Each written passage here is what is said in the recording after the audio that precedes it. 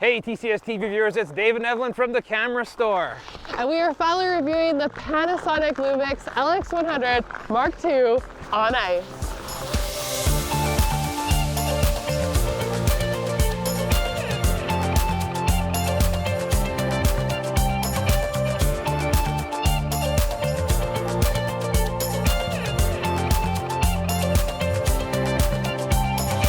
All right, so the reason why it's taken so long to get this review out to you guys is because we've been shooting with this camera for several months. Now, we first had the opportunity to bring it with us to Photokina.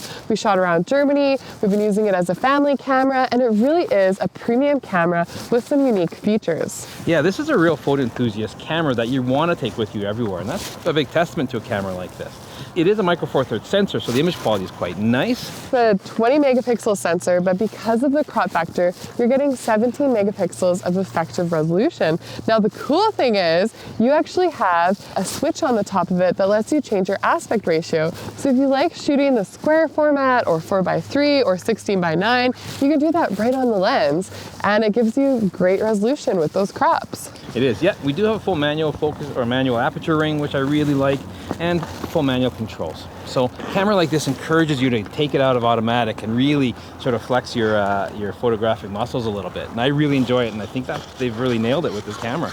Yeah, now it is the Mark II, meaning it's the second generation of the LX100, and they just made some fine adjustments to it. They didn't overhaul it, and I'm glad to see that they kept the integrity of the ergonomics, a lot of the features that people liked about it, and just with some little tweaks. So one tweak that they did to the LX100 Mark II is add a very responsive touchscreen. I like the functionality of this. I like that I can touch where I want it to focus. I can use it as my shutter button if I want, but also when I'm using like the electronic viewfinder, I can change my autofocus points and use it as an autofocus touchpad.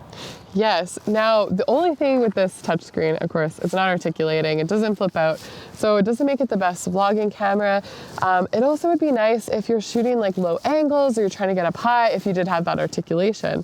One of the other new features that they added to the Mark II is they added USB charging. And that's really handy if you're traveling or if you're shooting video or time lapses. You're able to use external power and you can charge it on the go.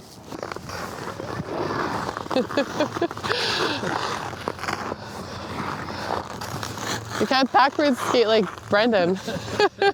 So clearly the Panasonic Lumix LX100 Mark II is the perfect ice skating camera.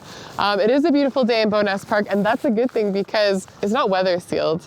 No. So would have been nice to have, but. Yeah, no, it is a premium compact camera, and it is great.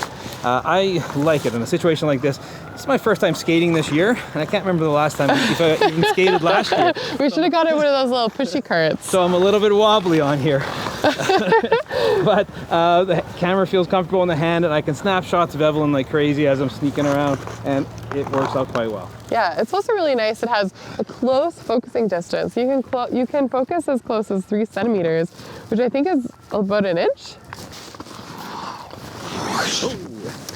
So, we've been having a lot of fun skating around here, and I think it's a really good time for us to talk about one of the features that Panasonic does really well, which is their 4K photo mode.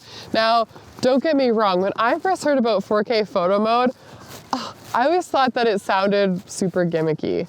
Like 3D or I don't know, it just sounded really gimmicky to me. That was until I knew that you could do 4K focus stacking, which gives you incredible depth of field, especially for macro photography. Yeah, now I shoot a lot of action and sports when it comes to my daughter, so the 4K photo mode in their other models is really good, and this one is no slouch either. Because this allows you to shoot in 4K video and extract 8 megapixel still images from it. So some modes like the pre-burst is great because when you push the button, even if you've missed that moment, that opportune moment you wanted to capture, it's recorded a second prior to that, and you can scrub through a full second before you push the button and select what image you want to keep and save as an 8 megapixel file. Now granted, it's 8 megapixels, it's not the highest resolution, but it's actually very, very cool and very usable for most purposes. So it's getting really busy here, and I want to take a moment to talk to you guys about the ergonomics of this camera. Now, we love the ergonomics of the LX100. The grip feels really nice. It's a good size camera, but they did make a couple changes. There are now 5 custom function buttons. There used to only be 3 on the previous model, so that's really nice. You can add a little bit more custom control on the outside of the body. I also really like that they've kept the tactile dials. One really nice thing that I'm noticing today is that I'm actually able to operate the camera single-handedly with a glove on. So obviously I can't operate the touch screen with these gloves, but I can adjust my exposure compensation, I can switch which aspect ratio I want to shoot in, and I can do pretty much everything using a thick glove. So we finally got Dave the support that he needed. I've been a little shaky today. So we'll see how this goes. So far, so good.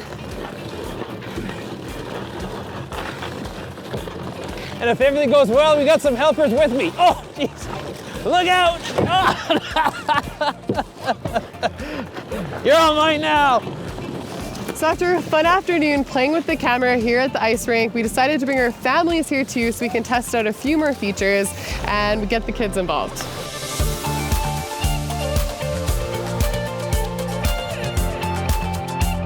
So the Panasonic LX100 Mark II does have an electronic viewfinder in addition to the rear screen, and this is really nice. If I'm finding it's too bright out, it's nice to be able to use the rear screen or switch up to the electronic viewfinder and work it from there. It does have a proximity switch. When I bring my eye up to the viewfinder, it does shut off automatically and switch back and forth. That's really, really handy and well implemented. The original LX100 was a little ahead of its time as far as 4K recording goes. It shot at 30, 25, and 24 frames per second, and it had a little bit of a crop, a 1.2 crop factor, giving you the equivalent of a 28mm lens. That's pretty decent. This one's increased a little bit. It's a 1.32 crop factor, giving you the equivalent of a 32mm lens when you're recording 4K video. The video is very nice though, I have to say. It's very, very simple to implement. Push one button on the back here and you're recording 4K video, and it's great. One downside though, you do not have a headphone jack if you wanted to take it to that next level of video recording. But overall, as far as a camera like this, what I think it's designed for in this kind of situation, it works really well. All right guys, we had a great day here skating in Bowness Park and really putting the LX100 Mark II through its paces. Yeah, Dave only fell once. Once, it only hurt a little bit. It'll hurt tomorrow. Mostly my ego. The camera did really well out here. It's no surprise. We really enjoyed traveling with this camera too. And in terms of image quality, you know, the micro four thirds sensor does give you nice image quality. The 17 megapixels is good enough. You can print out some nice images with it.